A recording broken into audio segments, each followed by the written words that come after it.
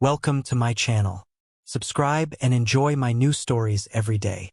It was a casual evening, just me and a few close friends, gathered in my living room with a bottle of whiskey on the table and laughter echoing in the air. The mood was light as we flipped through the photos from our recent trip.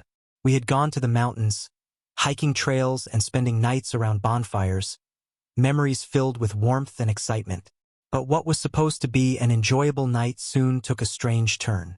"Hey, wait a minute," Jack, one of my friends, said as he leaned closer to the screen. His tone shifted from casual amusement to something more concerned. "Do you guys see that? Look at this photo." I leaned in, squinting at the picture on the screen. It was a photo of us at the mountain trail's entrance. Everyone was smiling, but then I saw it, just barely noticeable in the background, a man's face. He was standing several feet behind us, blending into the crowd, his expression cold and detached. "Probably just a random guy," I said, shrugging it off. But then Jack flipped to the next photo, and there he was again. A few feet closer this time, still in the background, still staring. My stomach twisted. "Who the hell is that?" I muttered. We went through the photos faster now, and the man's presence became more frequent. At first, he was distant, a blur in the background, but as the trip progressed, he came closer, his face more clear in each picture. He never interacted with us directly, but he was always there, lurking, watching. An unsettling chill crept up my spine. "Is this some kind of joke?" I asked, trying to mask my growing unease. My mind raced, wondering if we had been followed by some maniac during our entire trip. "I don't know, man. But this is seriously weird," Jack replied, scratching the back of his head. I couldn't shake the feeling that this wasn't just some coincidence. There was something off about it, something I couldn't quite put my finger on. A thought flickered in the back of my mind, absurd at first, but it grew stronger with every passing second. I glanced over at my wife, Amanda, who had been sitting quietly on the couch, not saying much. She was scrolling through her phone, pretending not to notice the growing tension in the room. "Did you see this?" I asked her, showing her the photos. She barely looked up, offering a distracted smile. "Yeah, weird, right? Probably just some random guy."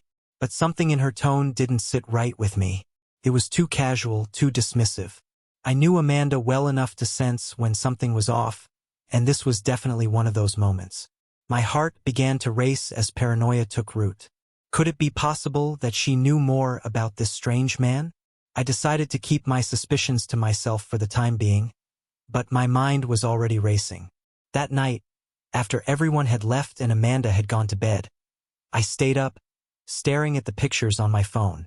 There was something haunting about that man's face, the way he seemed to be closer to us in each photo, like he was stalking us without us ever realizing it. A week passed, and the thought of him still gnawed at me. I started to grow restless, my suspicions spiraling out of control. I had to know the truth. So I did something I never thought I would. I started investigating. I didn't tell Amanda, of course. I didn't want her to think I was going crazy. But every chance I got, I went through her things, her emails, her social media. I needed to know if this man had anything to do with her. And then I found it. Late one night, I logged into her email, and there it was, a thread of messages from someone named Jay. The subject line alone made my blood run cold. "Miss you, babe." My heart pounded as I opened the messages, my hands shaking. They were flirtatious, filled with suggestive banter, but the part that hit me the hardest was a photo she had sent him. A picture of us from the trip, one of the same photos where that man had been lurking in the background. The realization crashed into me like a freight train. This wasn't some random maniac. This was her lover. He had been following us, watching us the entire time, and I had been oblivious. The rage that built inside me was instant, but so was the icy sting of betrayal. I sat there, staring at the screen in disbelief, as everything I thought I knew about my marriage began to unravel. Amanda, the woman I had shared my life with, had been hiding this from me, sneaking around with this guy, and even letting him follow us like some twisted voyeur. The emails revealed more than I ever wanted to know. Not only was she cheating on me, but this man was also some kind of pervert, someone who got off on watching her with me, on being in the background of our lives. I closed the laptop and stared blankly at the wall, my mind spinning. How long had this been going on? How could I have been so blind? And worst of all, what was I going to do now? The answer came to me slowly, but with a terrifying clarity. I wasn't going to let her get away with this. Amanda had betrayed me, humiliated me, and now it was my turn. I would get my revenge. I spent the next few days plotting, keeping my anger hidden beneath a mask of normalcy. I played the loving husband, all while setting my plan in motion. I knew Amanda would never see it coming, and that was the beauty of it. I would destroy her, just as she had destroyed me. And when it was over, we would be nothing more than a distant memory to each other. But not before I made her feel the same pain she had inflicted on me. I smiled to myself as I imagined the look on her face when everything came crashing down. This was just the beginning. The stage was set. Now it was only a matter of time. The days that followed were agonizing. Knowing the truth about Amanda and her lover gnawed at me constantly. Every time she smiled, every time she kissed me goodnight, I could feel the bile rise in my throat. I had to act like everything was normal while the rage inside me grew, burning hotter with each passing moment. But I kept my mask on, playing my part until the right time came. One evening, as Amanda and I sat at the dinner table, the silence between us was thick, suffocating. I could feel the tension building, but she didn't seem to notice, or maybe she didn't care. I watched her, trying to see if there was any sign of guilt, any flicker of remorse in her eyes. But she looked calm, collected, as if she wasn't living a double life. I decided to test the waters. So I was thinking, I said, keeping my voice light, casual. Maybe we should go back to the mountains again. A little getaway, just the two of us.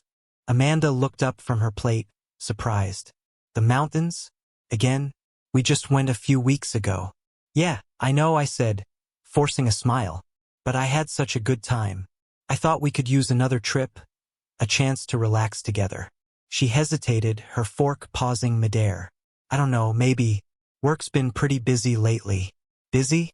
I thought things were slowing down at the office. I kept my tone innocent, but I was watching her carefully, waiting for the cracks to show.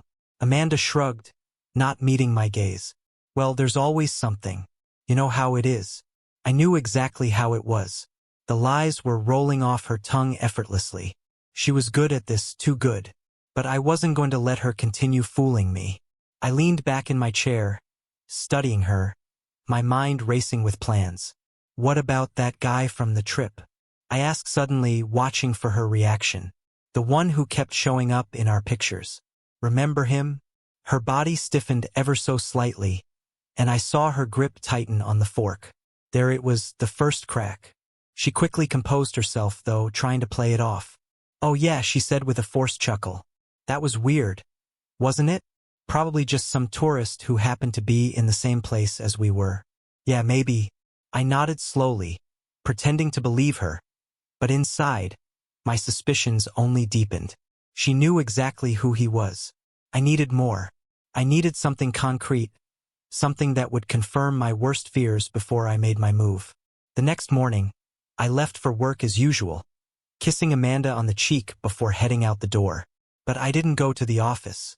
Instead, I parked around the corner, waiting. My heart was pounding, adrenaline coursing through my veins. If she was going to meet him, today would be the day. She had no idea I was on to her. An hour passed, then another. Just as I was starting to wonder if I had been wrong, I saw her walk out of the house. She was dressed casually, but there was something off about the way she moved. Too quickly, too purposefully. My stomach churned. I started the car and followed her at a distance, making sure to stay out of sight. Amanda drove across town to a small, nondescript coffee shop, the kind of place no one would think twice about. I parked a few spots away and watched as she walked inside. Minutes later, a man appeared. He was tall, with dark hair and a smug expression that made my blood boil. It was him, the man from the photos. The maniac. They didn't even try to hide it. He kissed her as soon as they met, right there in the open. She smiled up at him like a love-struck teenager, completely oblivious to the fact that I was watching everything. My hands gripped the steering wheel tightly as I fought the urge to storm inside and confront them both right then and there. But I couldn't do that. Not yet. I needed to be smart about this. I needed to destroy her in a way she would never recover from. They sat down at a table by the window, their heads close together as they talked. I couldn't hear what they were saying, but I didn't need to. The way she looked at him, the way they laughed together, it was more than enough to confirm what I already knew. She was completely infatuated with this guy. And the worst part? She didn't care about hiding it anymore. After about an hour, they left the coffee shop and walked to his car, parked just across the street. My heart pounded in my chest as I watched them kiss again before she climbed into the passenger seat. Where were they going now? I followed them, keeping my distance, until they pulled into a hotel parking lot on the outskirts of town. My vision blurred with rage as they walked inside together, arm in arm. This was it, the undeniable proof. My wife was cheating on me, right under my nose, and she had the audacity to bring this man along on our trips, to flaunt him in front of me. I waited in the car, the minutes dragging on like hours, my mind swirling with thoughts of revenge. I wanted to hurt her, to make her feel the same pain she had inflicted on me. But I needed to be smart about this. I couldn't let my emotions take over. After what felt like an eternity, Amanda finally emerged from the hotel, alone this time. She looked satisfied, her face flushed, her hair slightly disheveled. I clenched my fists, barely able to contain my anger. But I didn't confront her, not yet. No, that would be too easy. I was going to make her suffer for this, slowly, piece by piece. When she got home that evening, I was already there, sitting on the couch with a drink in hand, pretending like I hadn't just witnessed her betrayal. "How was your day?" I asked, keeping my voice calm, casual. "Busy," she replied with a tired smile. "Work's been crazy, you know." I smiled back at her, my blood boiling beneath the surface. She had no idea what was coming. That night, as she slept beside me, I lay awake, staring at the ceiling, my mind racing with plans. This was just the beginning. I was going to destroy her, and when I was done, she would be left with nothing. Tomorrow, I would begin the next phase of my plan. Amanda thought she had gotten away with it, but she had no idea what I had in store for her. The morning after Amanda's secret rendezvous, I woke up with a singular focus: revenge. I couldn't let her continue living this lie, smiling at me, acting like we were still the perfect couple. But the time for confrontation hadn't come yet. I needed to make sure my retaliation was methodical, crushing, and complete. As I stood in front of the bathroom mirror, shaving, I could see her reflection behind me, still in bed, scrolling through her phone. The sight of her there, so comfortable in her deceit, made my blood boil. But I kept my face neutral, planning every step in my mind. "Heading to the office today?" she asked, not looking up. "Yeah," I said, trying to keep my tone even. "Busy day ahead." "Don't overwork yourself," she said with a sweet smile. The very same smile she probably gave her lover after their little hotel rendezvous. I could barely stand to look at her, but I had to keep up the act a little longer. When I left the house that morning, I didn't head to the office. Instead, I drove across town to see a lawyer. My plan was simple but devastating. I'd drain her, leave her with nothing, and expose her affair in a way she would never recover from. But I needed to be smart about it. This wasn't just about financial ruin, it was about emotional devastation. Inside the lawyer's office, I sat across from a sharp-looking woman who wasted no time getting to the point. "So, Mr. Dawson," she began, "what exactly are we dealing with here? Infidelity?" I nodded, clenching my jaw. "Yes, I have proof. Photos, emails, the whole thing. I want a divorce, but I don't want this to be simple. I want her to suffer for what she's done." The lawyer raised an eyebrow, scribbling notes. "We can definitely make this hurt. Do you have any joint accounts, assets in her name, or shared properties?" "Yes," I replied. "We share a bank account and we both invested in a few properties together. The house is in both of our names too." "Good," she said, leaning forward. "What you're looking for is a scorched earth approach. We'll make sure that by the time we're done, she'll be left with nothing but regret." A twisted satisfaction bubbled up inside me as I listened to her lay out the plan. We'd freeze our joint assets, expose the affair in public during the divorce proceedings, and ensure that Amanda's reputation was shattered. She'd lose everything: her home, her money, her image. After finalizing the details, I left the office feeling a strange sense of calm. It was like a weight had been lifted, even though I knew the real storm was yet to come. For now, I had to continue playing the doting husband until the right moment. That evening, as I walked through the door, Amanda greeted me with her usual smile. She was cooking dinner, the smell of garlic and onions filling the air, but all I could think about was what she'd been doing in that hotel room. "Hey, babe," she said, placing a kiss on my cheek. "I made your favorite tonight, lasagna." I forced a smile. "Thanks. Smells great." We sat down to eat, and I watched her carefully, noticing every little thing she did. How she glanced at her phone every few minutes. How she avoided making eye contact for too long. Guilt, or perhaps fear, was starting to gnaw at her, but she was too arrogant to admit it. She still thought she had me fooled. "So, how was your day?" she asked, cutting into her lasagna. "Productive," I said, taking a sip of water. "Had a lot of things to tie up at the office, and everything went smoothly." I nodded, hiding the satisfaction I felt inside. "Yeah. How about you? Work keep you busy?" She paused for a moment, her fork halfway to her mouth. "Yeah, it was a long day. You know how it is." It took every ounce of willpower not to throw the plate across the room and call her out right then and there. But I stayed quiet, biding my time. I would hit her when she least expected it. The next day, I escalated things. I hired a private investigator to follow Amanda and gather more evidence.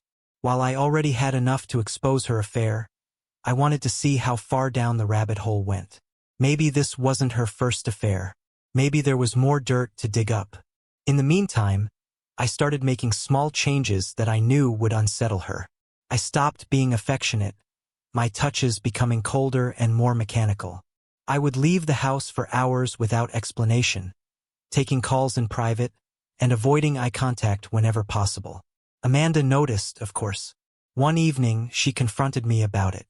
"Is everything okay?" she asked, her voice filled with concern. "You've been distant lately." I leaned back in my chair, keeping my expression neutral. "Distant? I'm just busy. Work's been intense." She frowned, sensing that something wasn't right. "It's not just that. I feel like you're pulling away from me. Did I do something wrong?" The irony of her question was almost laughable. Did she do something wrong? I wanted to scream at her, to tell her how she betrayed me, but I kept my cool. "No," I said calmly. "You haven't done anything wrong. Maybe I'm just stressed." Amanda's frown deepened, and she looked at me with uncertainty in her eyes. For the first time, I saw a flicker of fear that maybe I knew more than I was letting on. That night, while she slept, I checked my phone for updates from the private investigator. He had followed her that day, snapping photos as she met with her lover again. This time, they didn't bother with a coffee shop. They went straight to the hotel. The rage inside me was a constant hum now, always present, but I held it together. Every betrayal added another brick to the wall of my revenge. Days passed, and Amanda became more and more uneasy. She would watch me out of the corner of her eye, waiting for me to say something, to accuse her of something. But I never did. I kept everything under wraps, knowing that the blow would hit even harder once she thought she had escaped suspicion. The weekend arrived, and I decided it was time to escalate my plans. We had been invited to a party at one of Amanda's friends' houses, a perfect opportunity to begin phase 2 of my revenge. The party was lively, full of people laughing, drinking, and chatting. Amanda seemed to relax a little, enjoying herself, unaware of the trap that was about to spring. I excused myself to go to the bathroom, but instead of heading there, I slipped into an empty room upstairs, pulling out my phone. I logged into our joint bank account and initiated a freeze on the funds. In one swift move, I cut off her access to the money, leaving her vulnerable. I could only imagine the panic that would set in when she discovered it. But I wasn't done yet. As I rejoined the party, Amanda was chatting with some of her friends, oblivious to the storm I was about to unleash. I approached her with a smile, wrapping my arm around her waist. "Having fun?" I asked, my voice calm and steady. She smiled back, though it didn't quite reach her eyes. "Yeah, it's nice to get out." Little did she know, this was the beginning of the end for her. I was just getting started, and the next few days would be the worst of her life.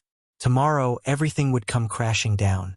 The next morning, the weight of the last few weeks finally caught up with me. Amanda's betrayal, the lies, the affair, it all seemed to fuel my desire for revenge. I was ready to end this once and for all, to break her life apart the way she had shattered mine. But I wasn't just going to confront her. I was going to destroy everything she thought she had, with no way back. The plan was simple but devastating. The night before, I had prepared a package, printed emails, photos, and a flash drive with video evidence from the private investigator. Everything was ready. All I had to do now was execute the final step.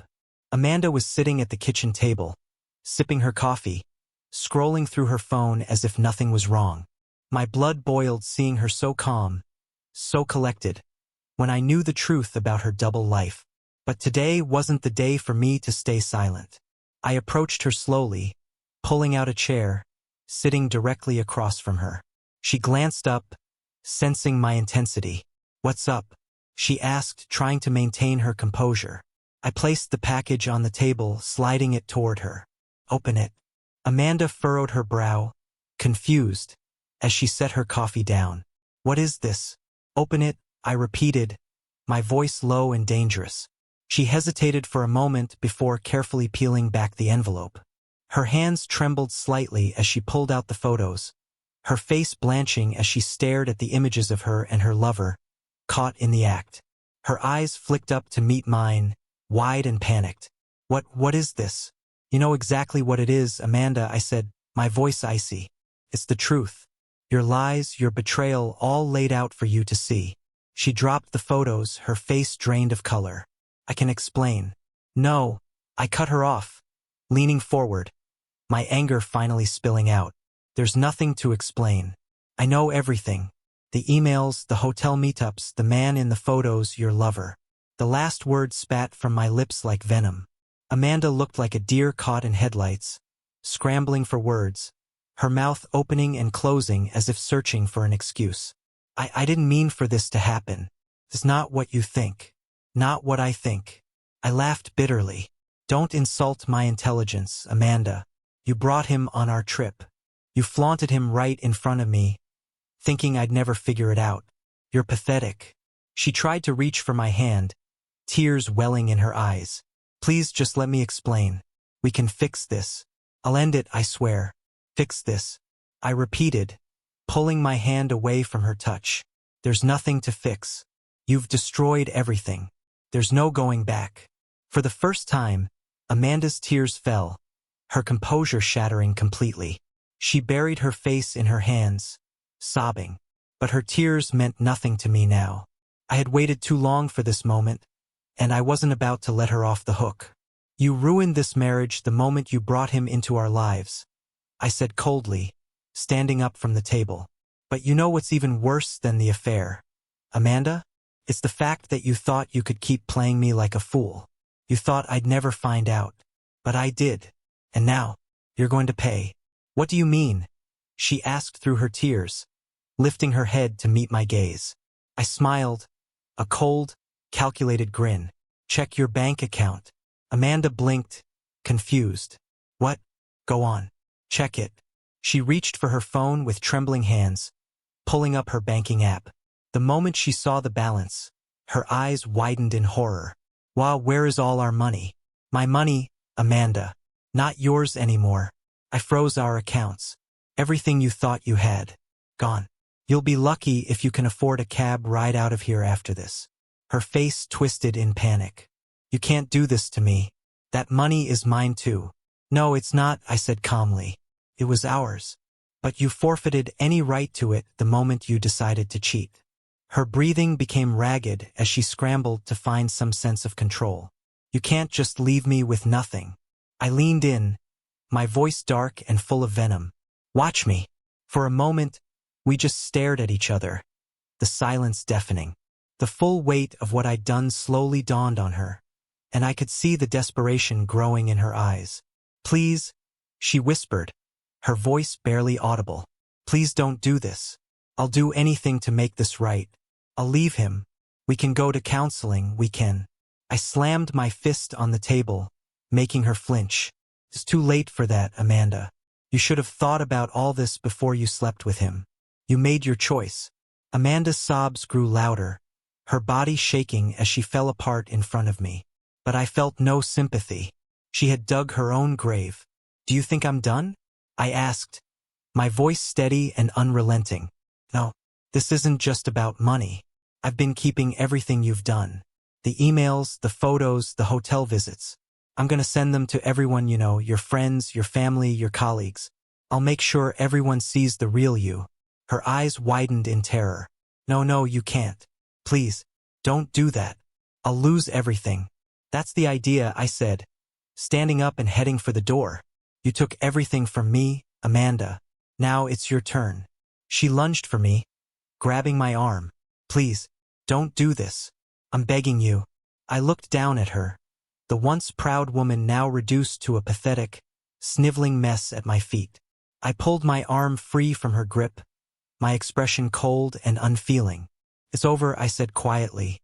"We're done." I walked out of the house, leaving Amanda behind, her cries echoing in my ears as I slammed the door shut. Outside, I felt the weight lift from my shoulders. The vengeance I had sought was complete. As I drove away, I could almost see Amanda's life crumbling in my rearview mirror.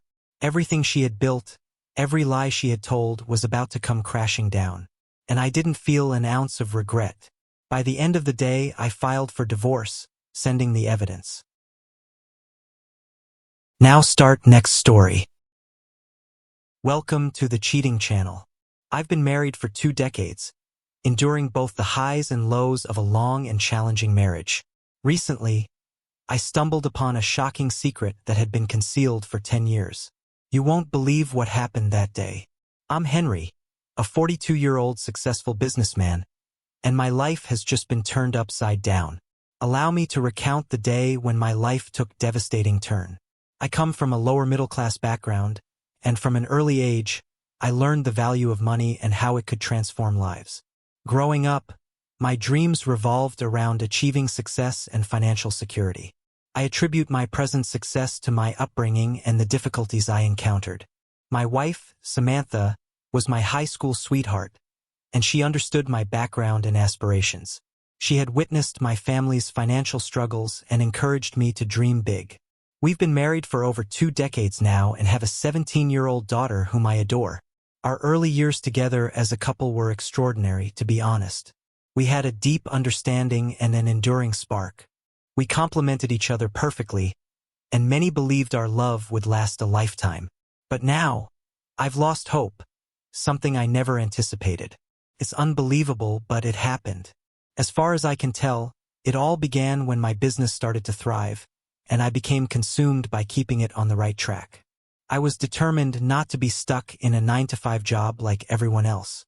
My goal was to establish a successful business, and unfortunately, within a year, it became one of the top companies in the country. However, this success also meant an overwhelming workload, especially during the early years. I would leave home early in the morning, return late at night, utterly exhausted and unable to engage in meaningful conversation. That's not to say I didn't make an effort in our relationship anymore.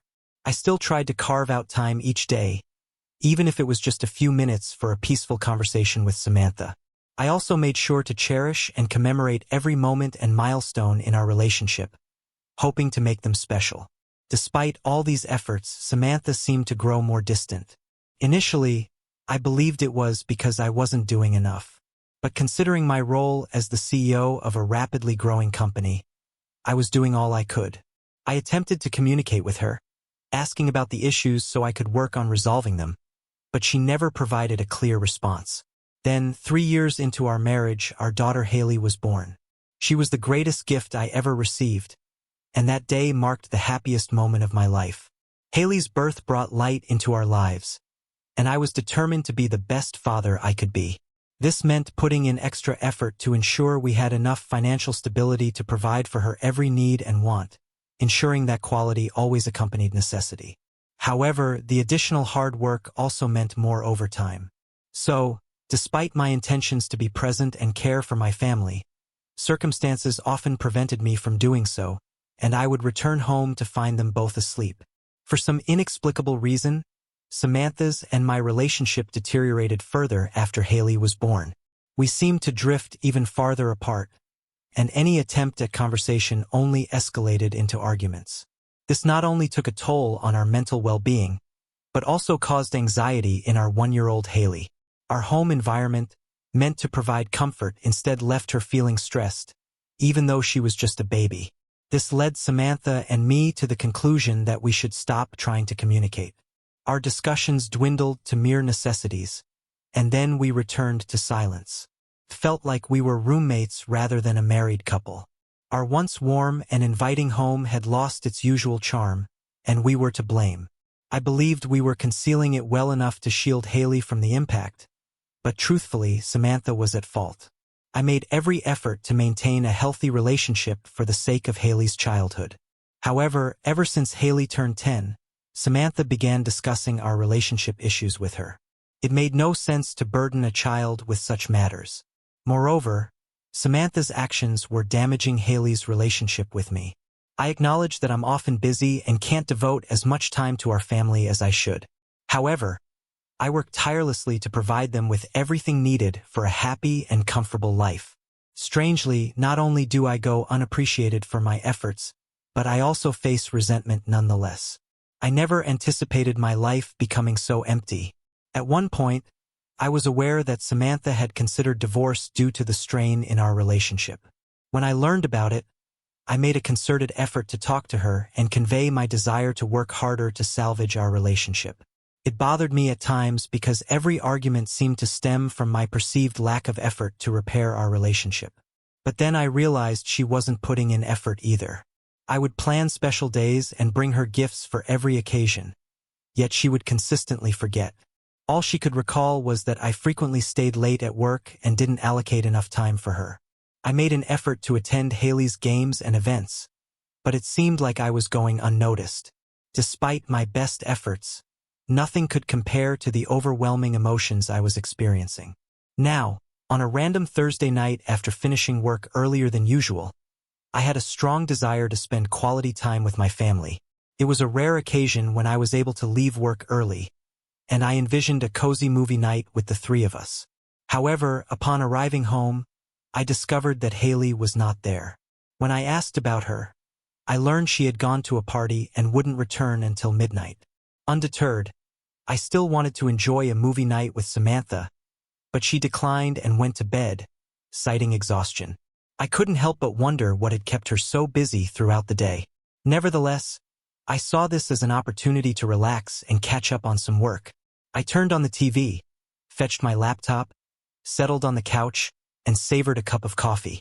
I also planned to stay up until midnight to ensure Haley returned safely, even though we had set a curfew. I still worried about her and wanted to see her before going to bed. However, an hour later, I received a call from the police station informing me that Haley had been arrested for underage drinking. My world seemed to come crashing down. I had always emphasized the dangers of underage drinking to Haley and trusted her not to engage in such activities until she reached the legal drinking age. She had betrayed that trust, and I feared that things might only get worse from here. I hastily grabbed my jacket from the rack and rushed to the police station where she was being held. Anxiety overwhelmed me as I entered the station, desperately searching for Haley and wanting to ensure her safe return home. When I finally laid eyes on her, it was disheartening to see no remorse in her expression. She met my gaze with a nonchalant eye roll.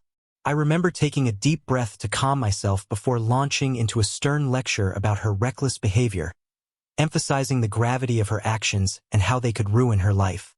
I hoped she would at least show some regret or acknowledgement of her wrongdoing, but she remained unfazed. I quickly arranged her release, and we made our way back to the car in silence. I was seething with anger, unable to utter a word to her, but I couldn't fathom why she remained silent. It would have been reasonable for her to offer a simple apology or a thank you for getting her out of this predicament. If Samantha had been the one to answer the phone instead of me, she would have endured her mother's furious reprimands. Yet she had me, and I was struggling to maintain composure, refraining from giving her a reason to shut me out once more. However, as we settled into the car and I started driving, I couldn't contain my frustration any longer. I felt compelled to address her absurd behavior. I had always made it clear that I disapproved of underage drinking, and she was well aware of that. Nevertheless, she not only got herself arrested for it but displayed no remorse. She didn't even attempt to grasp the gravity of the situation. During the car ride home, I expressed my dismay, and the conversation escalated into a heated argument. The argument began because I was delivering a lecture about her recklessness, a typical parental response. However, she believed she didn't deserve to be lectured, arguing that she was 17 now and old enough to make her own decisions. According to her, all her friends were involved in such activities, and their parents didn't react as strongly as I did. Her reasoning appeared foolish to me as an adult. Just because her friends engaged in certain behaviors didn't mean she should blindly follow suit. What if they were involved in something risky or even worse? Why would she place such unquestioning trust in her friends to make responsible choices for her? My rhetorical questions only seemed to fuel her anger, leading to a heated argument where we both lost sight of the content of our words. Amidst this heated exchange, Haley inadvertently revealed something that would alter the course of my life forever. Truly altered the course of my life. She dropped a bombshell, revealing that Samantha had been engaging in serial infidelity for nearly 4 years now. When those words left her lips, my ears started ringing, and my mouth went dry. It felt as though I couldn't breathe for a moment until I snapped back to reality. There sat Haley, still and wide-eyed, her hand covering her mouth. Clearly, this wasn't a topic she wanted to broach. It left me wondering how many more secrets they both had kept from me, and I remained completely unaware. After a few moments of silence, during which I gripped the steering wheel so tightly that my knuckles turned white, I implored her to clarify. Initially, she resisted, refusing to utter a single word, no matter how many times my patience wore thin, and she remained unresponsive until I resorted to raising my voice, practically screaming to extract the truth. That's when I learned about what had transpired over the years and how it was ongoing. Evidently, Haley and Samantha believed that I was seldom home and didn't provide them with enough family time. Despite my explanations about working hard to provide for their every want and need, Haley insisted that I had never made sufficient time for them. Samantha had gone out with her friends, met a man she was attracted to, and eventually had Haley meet him at home. Astonishingly, Haley didn't mind Samantha's infidelity because she felt similarly. She explained how my inadequacy as a family member drove Samantha to seek romance elsewhere in a quest for affection. Over the past 4 years, Samantha had been involved with over 8 men, having brief relationships lasting a few months before growing bored or breaking up, only to move on to another man. At the end of Haley's revelation, which I endured in silence while seething with anger, I couldn't wait to return home and confront Samantha with this information. Even though Haley was privy to more details than I would have liked her to know, Samantha and I still needed to address this matter ourselves. However, I couldn't do so immediately because Haley was in a state of distress. She made me promise not to disclose to Samantha that I knew. Initially, I contemplated disregarding her request because this was an issue between my wife and me, and we needed to resolve it on our own. Haley used emotional manipulation, threatening to cut off communication with me if I revealed the truth. So for now, I've chosen to remain silent about the whole situation. But honestly, I'm uncertain about how much longer I can keep this secret. The past few weeks have been incredibly challenging. Whenever I look at Samantha, all I can see is a cheater who prioritizes herself and her desire to sneak around with different men every few months. It became increasingly difficult to contain my feelings and resentment, especially when Samantha casually moved about the house as if nothing was amiss. Why would anything bother her? Though she wasn't the one enduring over 4 years of deception. Things took a turn for the worse every time Samantha asked me for favors or presents. Hatred started to consume my thoughts, and I couldn't help but dwell on her secret liaison behind my back. This brings me to last week when I sat in Haley's room, perched on her bed with my head in my hands. I tried to explain to her that I couldn't continue this charade any longer, that I was on the verge of breaking my promise to reveal to Samantha that I knew about her infidelity. The sole reason I didn't act on my plan without discussing it with Haley is that I've already lost my wife, and I didn't want to lose my daughter too. If it weren't for Haley, I would have already kicked Samantha out of the house. But I couldn't bear the thought of my daughter leaving my life. Despite Haley not holding me in high regard, I still loved her just as I did the day she was born. She would always be my daughter, and nothing could change that. Moreover, Haley wasn't to blame for any of this. Samantha had been poisoning her against me for as long as Haley could comprehend what was happening. It was foolish of me to believe that leaving Haley with Samantha all day would lead to anything other than this. However, I never realized just how much Samantha resented me. I acknowledge that we've had our share of arguments ever since I began working, but I did my utmost to resolve them and shield Haley from their direct impact. I don't comprehend why Samantha can't do the same. While sitting in my daughter's room, I attempted to convey my perspective to her and explain how her support for her mom deeply hurt me. I've put in all this effort so we could afford everything they desired. I asked her if she'd prefer me to work less if it meant not being able to provide all these material things she wanted. In response, Haley remained silent. I informed her of my intention to confront her mother about the situation, but she vehemently protested. Apparently, she was adamant about not wanting to be part of a broken family and urged me to keep quiet to continue living my life as it was. Despite my efforts to convey that the family was already fractured, she refused to relent. She repeatedly stated that she'd cut off all contact with me if I uttered a word to Samantha. It's a tough situation, and while I understand her concerns, I'm uncertain if I want to comply. It all became too overwhelming for me, so I've started immersing myself in work. Now, I'm hoping either to forget about all this sooner or to lack the energy to deal with it any longer. The recent weeks have been incredibly trying for my sanity. I mean, it's unrealistic to expect me to remain composed and let everything continue as if nothing happened. It doesn't work that way, especially considering how in tune I am with my emotions. I couldn't do it when we were a happy couple, and I certainly can't do it now, given our fragile relationship. My increased frustration and short temper have become evident to everyone at my workplace. I found myself getting irritated with every employee, and even my assistant ended up caught in the crossfire. Despite my initial intention to keep my personal issues away from work, that's always been a top rule for me since I started this job. It's been broken. Not only have my employees noticed the change, but my own family has also become aware of my cranky mood. Obviously, Haley knows the reason behind it, but it's been a significant adjustment for Samantha. She's never witnessed me being this irritable. I've always been the one to manage everyone's moods, so it's unusual for me to behave this way, and my family has had to adapt to my mood swings. These fights have caused a lot of strife because I would lose my temper and snap at Samantha for everything she said or did. It often resulted in us sleeping in separate rooms. Even though Haley had asked me not to disclose that I knew about Samantha's infidelity because she didn't want our family to fall apart, I felt like these fights were only making matters worse. Then, the day arrived when I couldn't contain my emotions any longer. It was a Sunday, and spending the whole day at home with Samantha was taking a toll on me. I couldn't even look at her without my anger flaring up. Just like any other day, this led to yet another argument.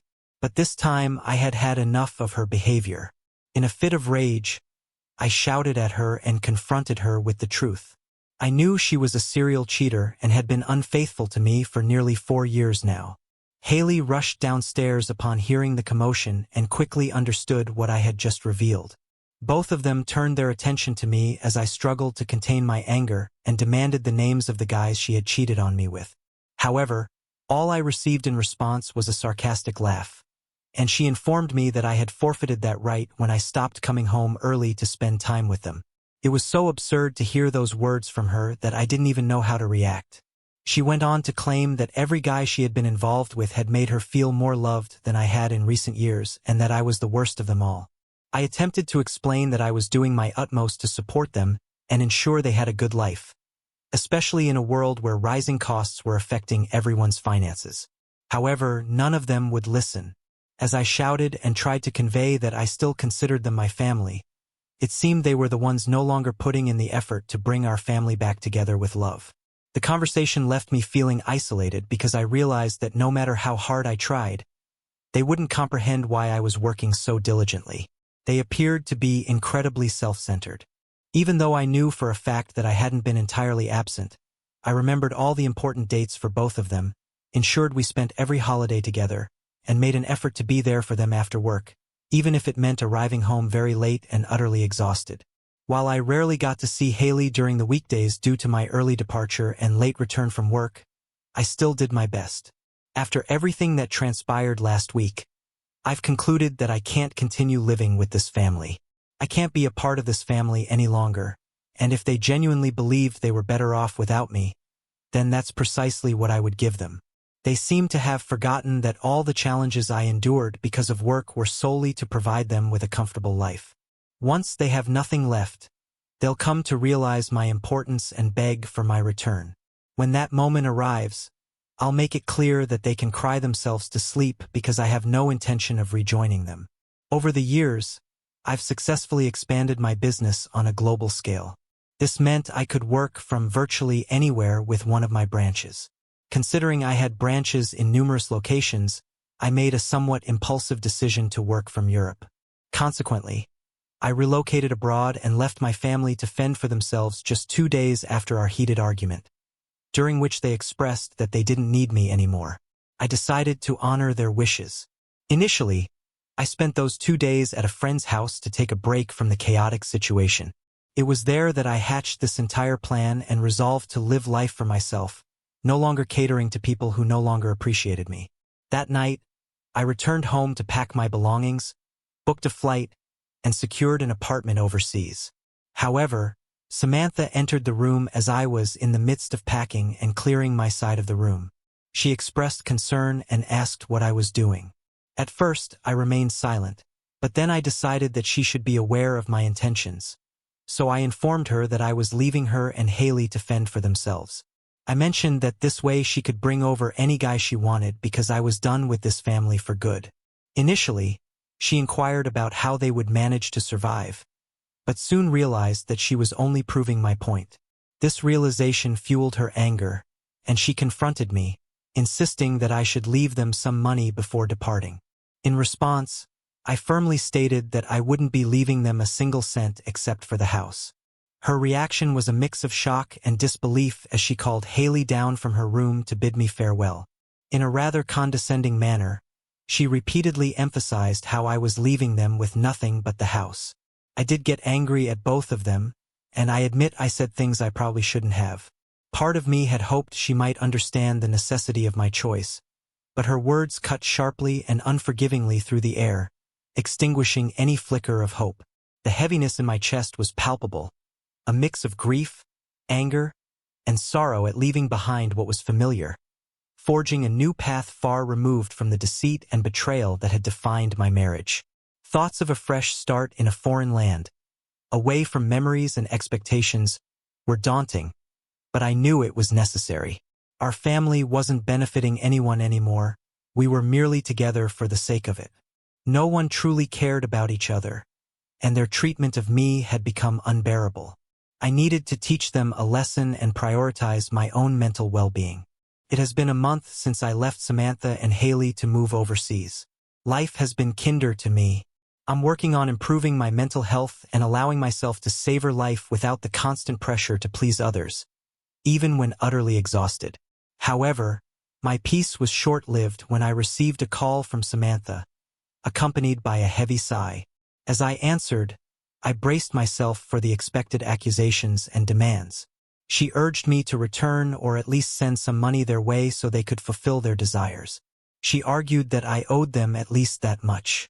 But honestly, when did I ever approve of everything they took for granted? They always assumed it was theirs to have.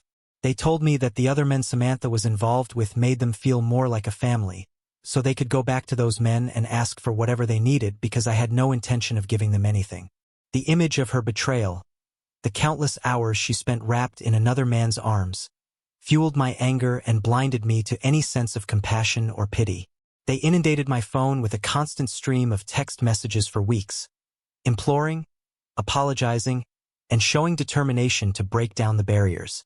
Each accusation of neglect and abandonment during our reconciliation attempts felt like a knife stabbing into my already shattered heart. However, Haley's messages carried a sense of longing from a daughter grappling with the aftermath of her parents' failed marriage.